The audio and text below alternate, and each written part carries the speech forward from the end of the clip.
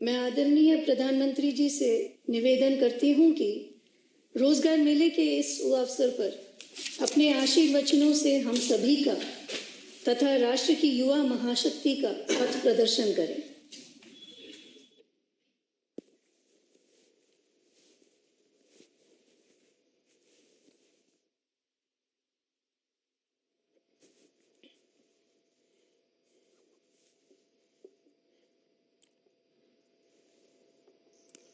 नमस्कार।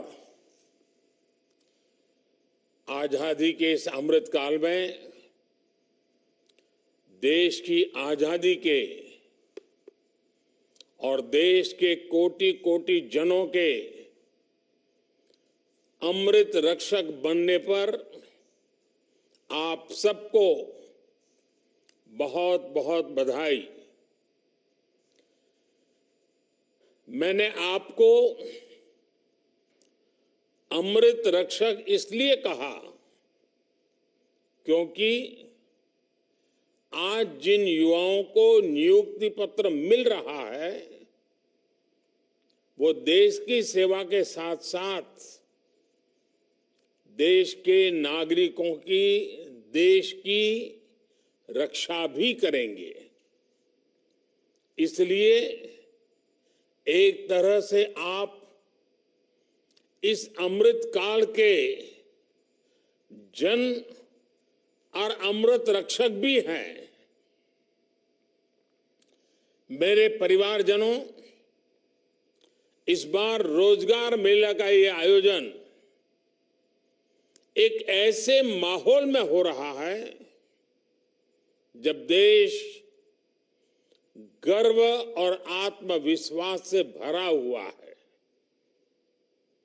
हमारा चंद्रयान और उसका रोवर प्रज्ञान लगातार चंद्रमा से ऐतिहासिक तस्वीरें भेज रहा है।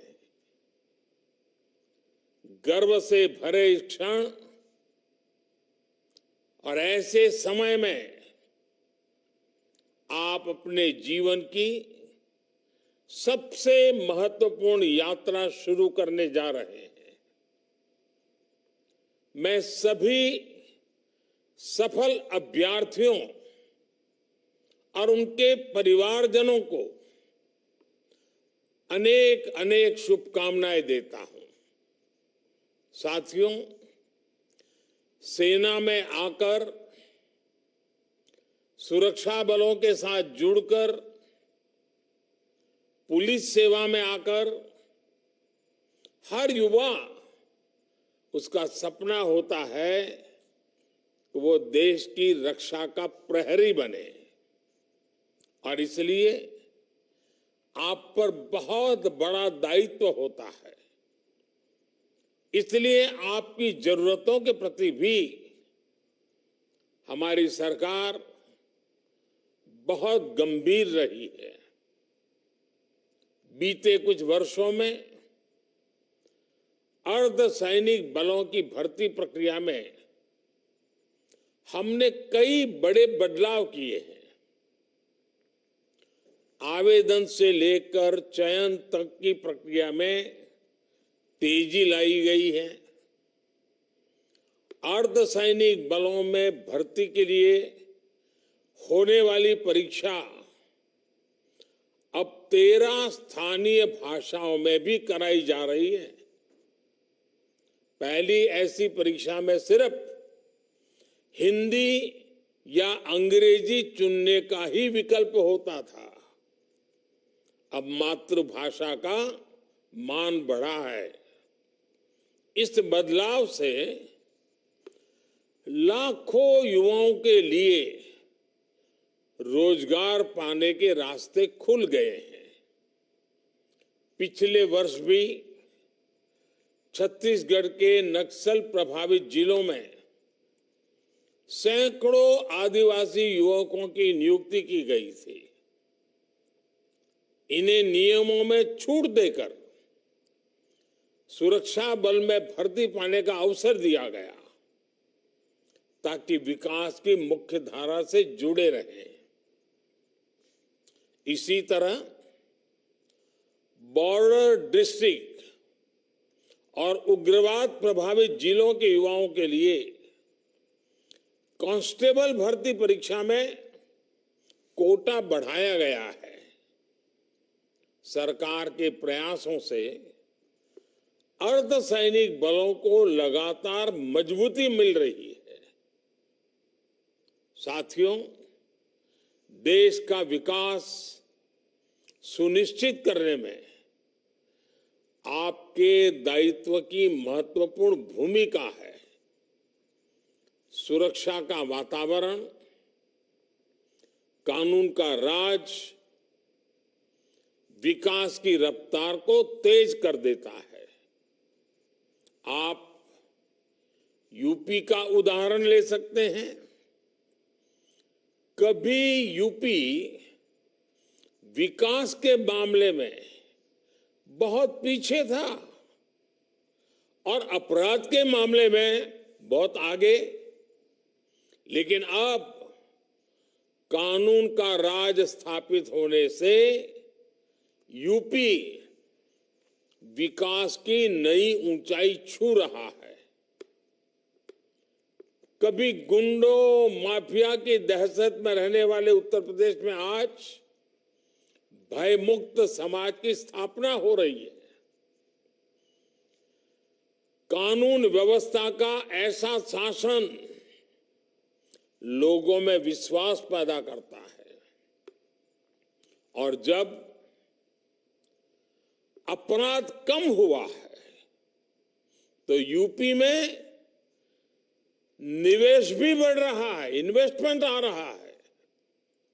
इसके उलट हम ये भी देखते हैं कि जिन राज्यों में अपराध चरम पर है वहां निवेश भी उतना ही कम हो रहा है। सारे रोजी रोटी के सारे काम ठप पड़ जाते हैं।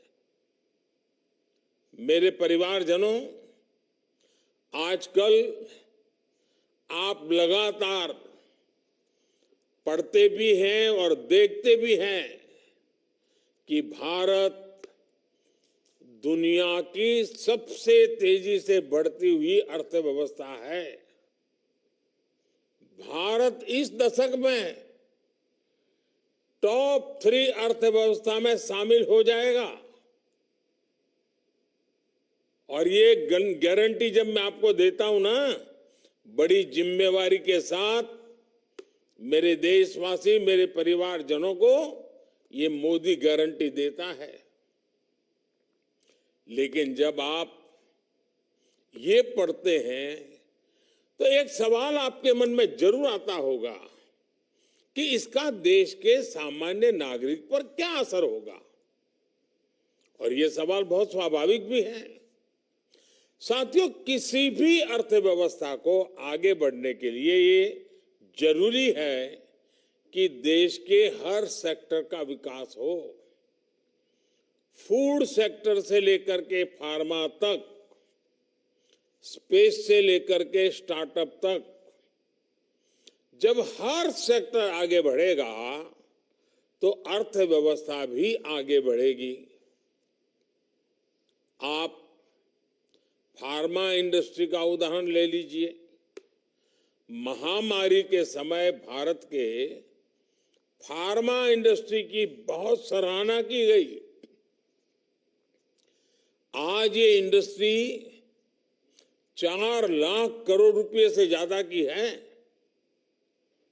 और कहा ये जा रहा है कि 2030 तक भारत की फार्मा इंडस्ट्री करीब 10 लाख करोड़ रुपए की हो जाएगी। अब ये फार्मा इंडस्ट्री आगे बढ़ेगी तो इसका क्या मतलब हुआ? इसका मतलब ये हुआ कि इस दशक में फार्मा इंडस्ट्री को आज की तुलना में कई गुना ज्यादा युवाओं की जरूरत पड़ेगी। रोजगार के अनेक नए अवसर आएंगे। साथियों, आज देश में ऑटोमोबाइल, और ऑटो कंपोनेंट्स, इस इंडस्ट्री में भी बहुत तेजी से बढ़त देखने को मिल रही है। फिलहाल ये दोनों इंडस्ट्री 12 लाख करोड़ रुपए से ज्यादा की है। आने वाले वर्षों में इसके और बढ़ने की उम्मीद है। इस ग्रोथ को संभालने के लिए ऑटोमोबाइल इंडस्ट्री को भी बहुत सारे संख्या में नए युवकों की जरूरत होगी, नए लोगों की जरूरत पड़ेगी, रोजगार के अनगिनत अवसर बनेंगे। आपने देखा होगा कि इन दिनों फूड प्रोसेसिंग इंडस्ट्री के महत्व की भी काफी चर्चा होती है। भारत का फूड प्रोसेसिंग मार्केट पिछले साल करीब करीब 26 लाख करोड़ रुपए का था। अब अगले 3-3.5 साल में ये सेक्टर करीब 35 लाख करोड़ रुपए का हो जाएगा। यानी जितना विस्तार होगा उतने अधिक युवकों की जरूरत पड़ेगी, उतने नए रोजगार के मौके खुल जाएंगे। साथियों, भारत में आज इंफ्रास्ट्रक्चर का तेजी से विकास हो रहा है। पिछले 9 साल में केंद्र सरकार ने 30 लाख करोड़ रुपए से ज्यादा इंफ्रास्ट्रक्चर पर खर्च किए हैं। इससे देश भर में कनेक्टिविटी का विस्तार तो हो ही रहा है। इसने पर्यटन और हॉस्पिटैलिटी सेक्टर में नई संभावनाओं को जन्म दिया है और नई संभावनाओं का सीधा मतलब है कि ज्यादा से ज्यादा रोजगार के मौके बनते जा रहे हैं। साथियों, 2030 तक हमारी अर्थव्यवस्था में टूरिज्म सेक्टर का योगदान 20 लाख करोड़ रुपए से भी ज्यादा होने का अनुमान है। माना जा रहा है कि अकेले इस इंडस्ट्री से 13 से 14 करोड़ लोगों को नए रोजगार की संभावना बढ़ने वाली है।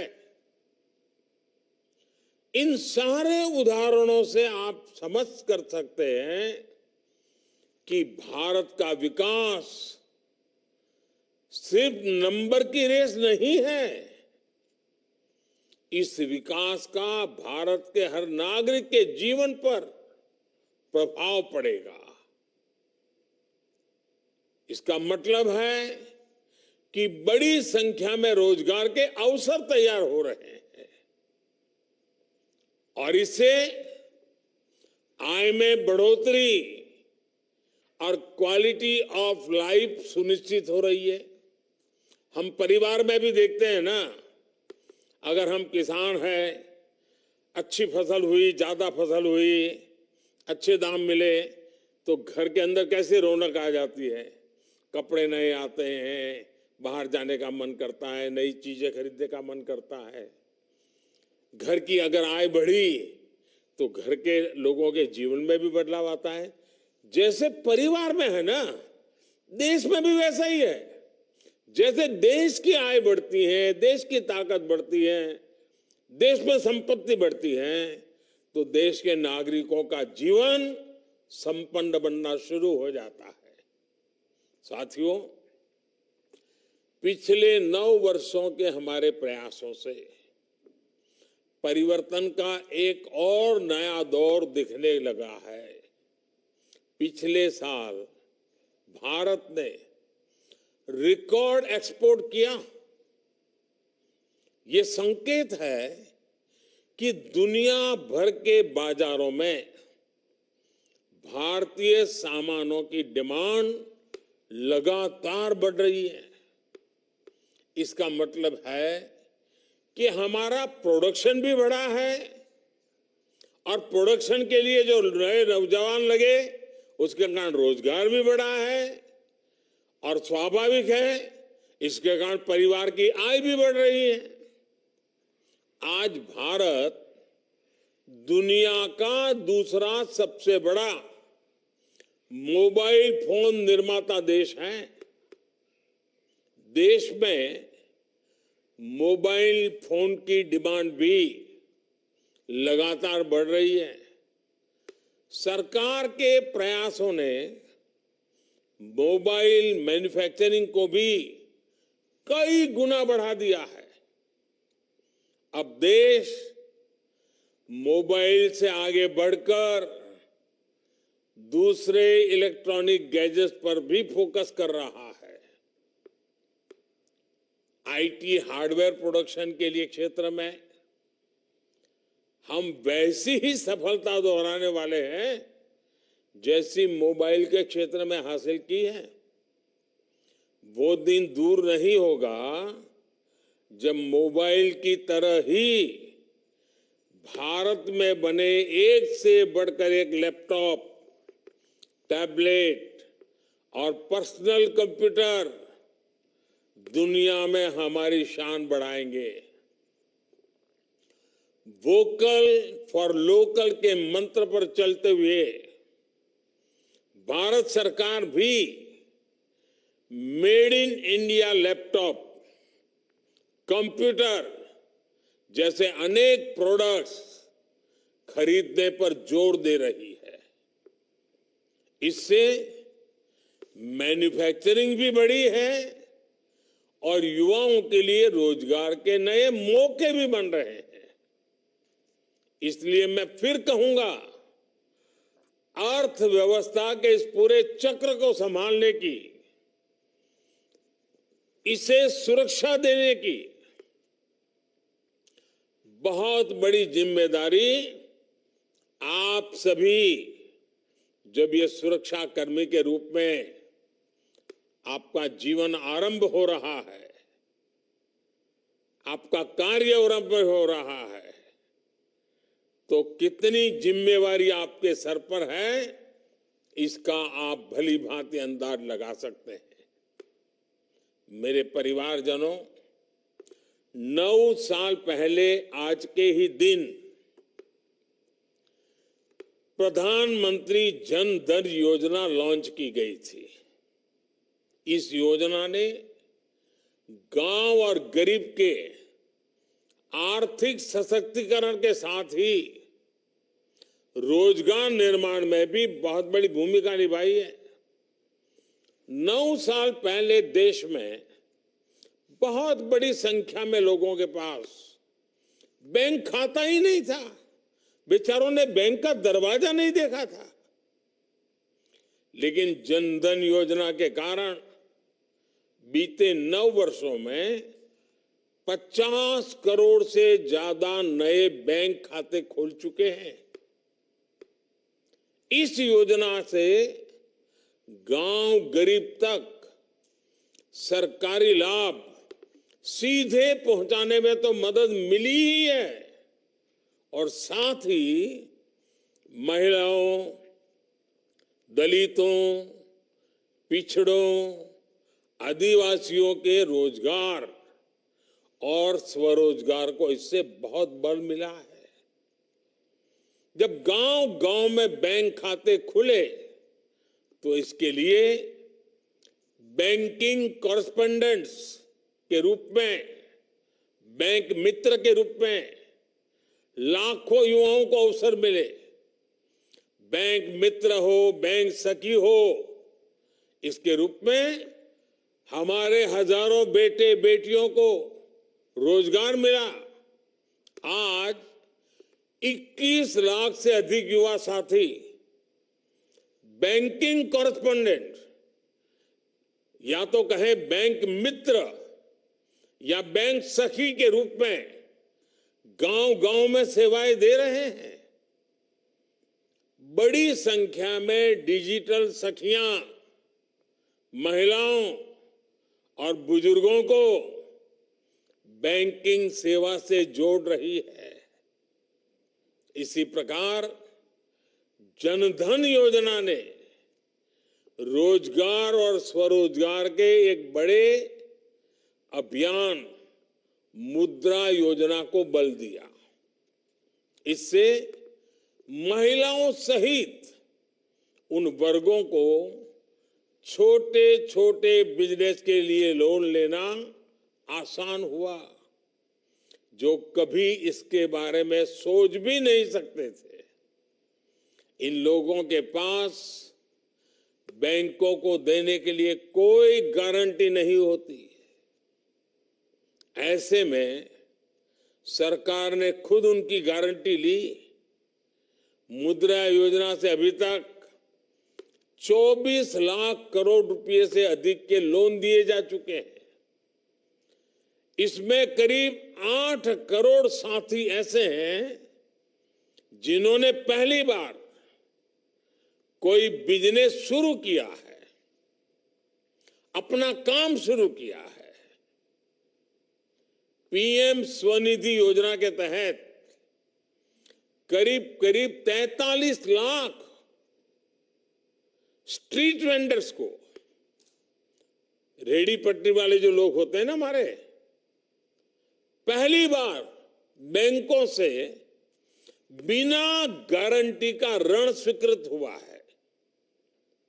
मुद्रा और स्वनिधि के लाभार्थियों में बड़ी संख्या में महिलाएं, दलित, पिछड़े और मेरे आदिवासी युवा हैं। जनधन खातों ने गांवों में महिला सेल्फ हेल्प ग्रुप्स को मजबूत बनाने में भी बहुत मदद की है। आजकल तो मैं गांव में जाता हूं, जब महिला सेल्फ हेल्प ग्रुप की बहनों को मिलता हूं तो कई तो उसमें से आके गए मैं तो लखपति दीदी हूं। ये सब इसी से संभव हुआ है। सरकार जो आर्थिक मदद करती है वो महिला सेल्फ हेल्प ग्रुप से जुड़ी महिलाओं के बैंक खातों में अब सीधे जमा होता है। जनधन योजना ने देश में सामाजिक और आर्थिक परिवर्तन को गति देने में जो भूमिका निभाई है वो वाकई हमारी बड़ी बड़ी यूनिवर्सिटीज के लिए अध्ययन का विषय है।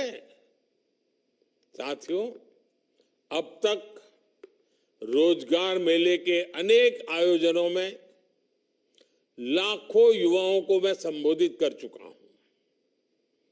उन युवाओं को पब्लिक सर्विस या अन्य क्षेत्रों में रोजगार मिला है। गवर्नमेंट और गवर्नेंस में बदलाव लाने के मिशन में आप सभी युवा मेरी सबसे बड़ी ताकत है। आप सभी उस पीढ़ी से आते हैं जहां सब कुछ बस एक क्लिक पर मिल जाता है। इसलिए आप समझ सकते हैं कि लोग हर सर्विस की तेज डिलीवरी चाहते हैं।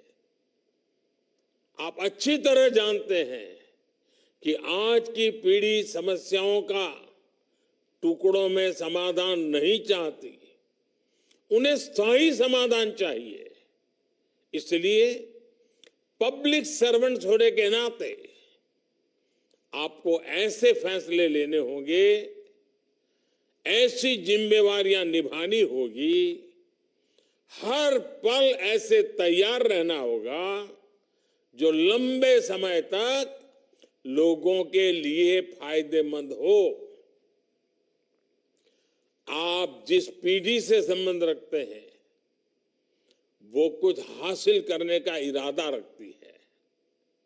ये पीढ़ी किसी का फेवर नहीं चाहती, वो बस ये चाहती है कि कोई उनके रास्ते का रोड़ा ना बने। इसलिए पब्लिक सर्वेंट्स के तौर पर आपके लिए ये समझना बहुत आवश्यक है कि सरकार जनता की आकांक्षाओं को पूरा करने के लिए हमेशा जनता की सेवा के लिए है। आप ये समझते हुए काम करेंगे तो कानून व्यवस्था को बनाए रखने में भी आपको बहुत मदद मिलेगी। साथियों, अर्धसैनिक बलों में अपनी महत्वपूर्ण जिम्मेदारी को पूरा करने के साथ साथ आप सीखते रहने की प्रवृत्ति को भी बनाए रखें।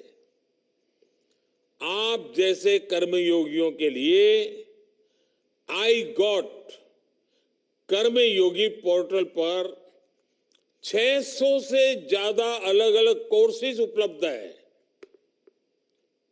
सर्टिफिकेट कोर्सेज हैं। 20 लाख से ज्यादा सरकारी कर्मचारियों ने इस पोर्टल पर रजिस्ट्रेशन कराया है। वो ऑनलाइन पढ़ाई कर रहे हैं, परीक्षाएं दे रहे हैं। मेरा आग्रह है कि आप सब भी इस पोर्टल से पहले दिन से जुड़ जाइए और पहले दिन से तय कीजिए मैं ज्यादा से ज्यादा कोर्सेज करूं, ज्यादा से ज्यादा सर्टिफिकेट कोर्स करूं, ज्यादा से ज्यादा सर्टिफिकेट प्राप्त करूं। और आप देखिए, जो सीखेंगे, जानेंगे, समझेंगे, वो सिर्फ एग्जाम के लिए नहीं है, आपके जीवन में उत्तम से उत्तम ड्यूटी करने के लिए है। एक श्रेष्ठ अफसर बनने का सामर्थ्य उसमें पड़ा हुआ है। साथियों, आपका क्षेत्र यूनिफॉर्म की दुनिया का है। मैं आप सबसे आग्रह करूंगा, फिजिकल फिटनेस में जरा भी कॉम्प्रोमाइज मत कीजिए, क्योंकि आपका काम समय के बंधनों में बंधा हुआ नहीं होता है। मौसम का हर मार आपको झेलना पड़ता है। फिजिकल फिटनेस ये आपके विभाग में काम करने वालों के लिए बहुत जरूरी है।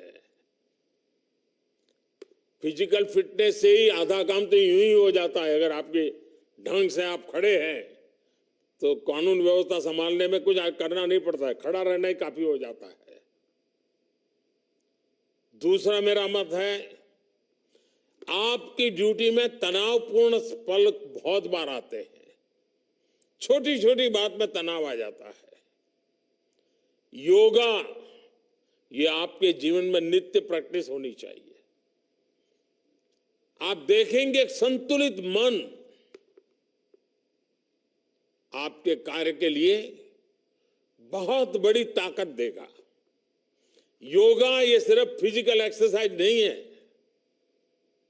स्वस्थ मन के लिए, संतुलित मन के लिए और आप जैसे लोगों की ड्यूटी में तनाव से मुक्त रहने के लिए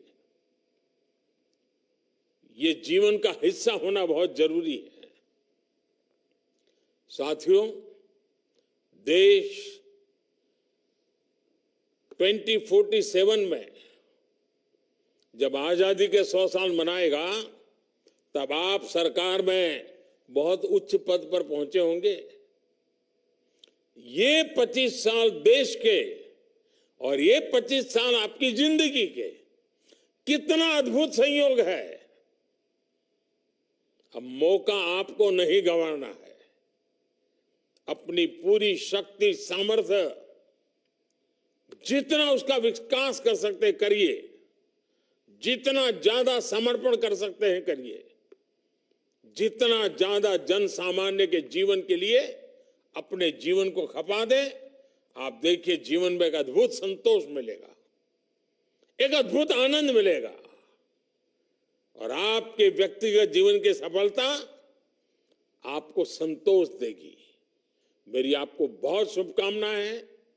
आपके परिवारजनों को बहुत बहुत बधाई है। बहुत बहुत धन्यवाद।